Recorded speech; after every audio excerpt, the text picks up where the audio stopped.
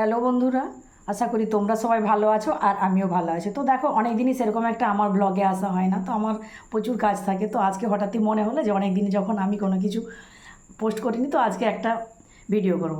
তো আজকে দেখো হঠাৎই মনে হলো আর গলার অবস্থা তো খুবই খারাপ, তাও চেষ্টা করছি। আর ঠান্ডা লেগেছে, এই সিজনটা তো খুবই খারাপ, সবারই হচ্ছে জ্বর জ্বালাটা বিশেষ করে। তো আমারও সেই একই অবস্থা।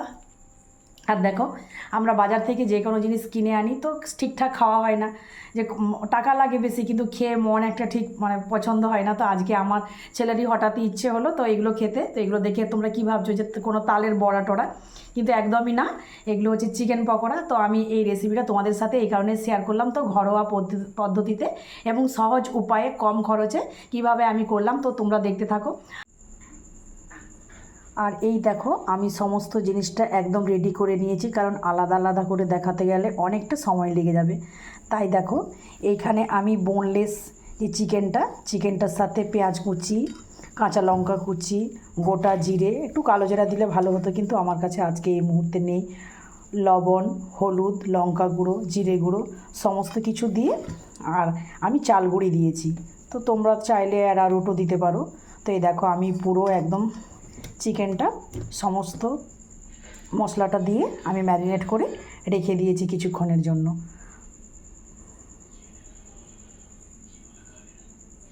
একটু ঢাকা দিয়ে রেখে দেবো, তাহলে একটু ভালো হবে। একদম এই দেখো, একটু চিটচিট যতক্ষণ না হয় ততক্ষণ একটু হাতে করে ভালো করে ডলে নিতে হবে। ডলে নিয়ে তারপরে একটু মিনিট 10 আমি এটাকে ঢাকা দিয়ে রেখে দেবো। আর এই দিকে দেখো, এই যে একদম মিনিট 10 পরে ম্যারিনেটটা এরকম হয়ে গেছে। তো মোটামুটি তৈরি করা যাবে, কিন্তু এর আগে একটা কাজ করতে হবে। একটা ডিম আমি দিচ্ছি, পারলে 2টো ডিম দিলে আরেকটু ভালো হবে, কিন্তু একটা ডিমই যথেষ্ট।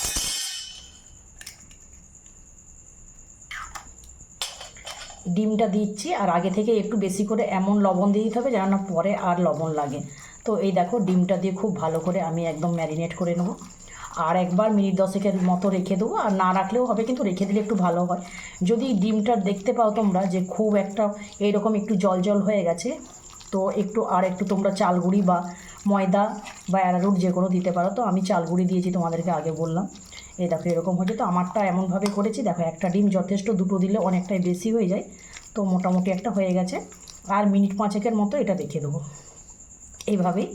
একটু লবণটা একবারে খেয়াল করে নেবে, না হলে মোটামুটি একটু স্বাদটা খারাপ হবে হবার সময়। তো যাই হোক, এরকম করে আমি রেখে দিচ্ছি মিনিট 10 পরে আমি এটাকে ভাজবো। আর এদিকে দেখো, একদম 10 মিনিট পরে একদম এইটা একদম খুব সুন্দর একদম নরম তুলতুলে হয়ে গেছে আমার ম্যারিনেট করা বোনলেস চিকেনটা, আর ভাজবার মতোও হয়ে গেছে। তো আমি এদিকে হচ্ছে কড়াইতে তেল দিয়ে দিয়েছি, যে কোনো ব্র্যান্ডের সাদা তেল দিয়ে ভাজাটাই ভালো। তো আমি এবার একটা একটা করে ভেজে নেব।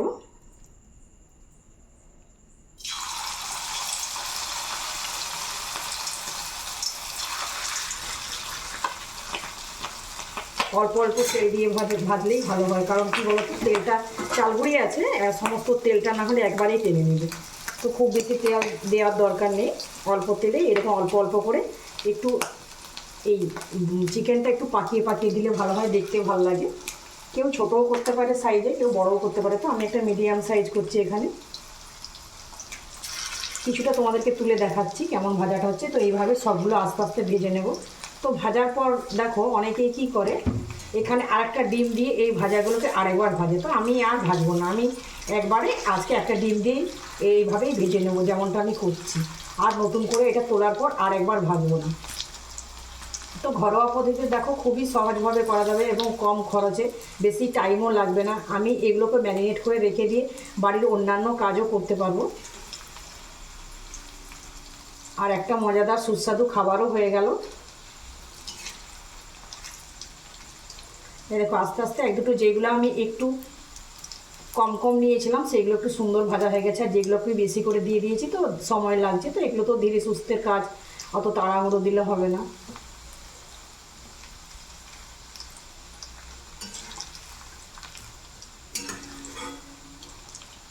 এই দেখো মোটামুটি একটা লালচে ভাব আসছে, আর একটু ভালো করে একটু ভাজাটা হোক।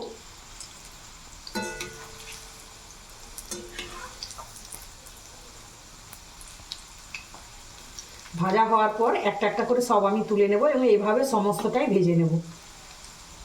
আর যদি ভালো লেগে থাকে তো তোমরা অবশ্যই লাইক করো, কমেন্ট করো, এবং আমার চ্যানেলটিতে যেসব বন্ধুরা এখনও নতুন প্লিজ তোমরা একটা সাবস্ক্রাইব করে আমার পাশে থাকো। বন্ধুরা দেখো, তোমরা এটা ঘরোয়া পদ্ধতিতে ট্রাই করতে পারো, খুবই সহজ এবং মোটামুটি 100 টাকাও খরচ পড়বে না। আর যে বিকেলের টাইমটা বা যে কোনো সময় যে টিফিন যদি খেতে ইচ্ছে করে, যে আমরা বাইরে বেরিয়ে দোকানে কিনে খাই, আর সেরকম একটা ভালো লাগে না, আর হাতের তৈরি একদম খুবই সুন্দর হয়েছে, মচমচে। আমি তোমাদের সাথে রেসিপিটা মানে বানিয়েছি, তোমাদেরকে শেয়ারও করেছি, তো তোমরা দেখতে থাকো ভিডিওটা। তো চলো, অল দ্য বেস্ট।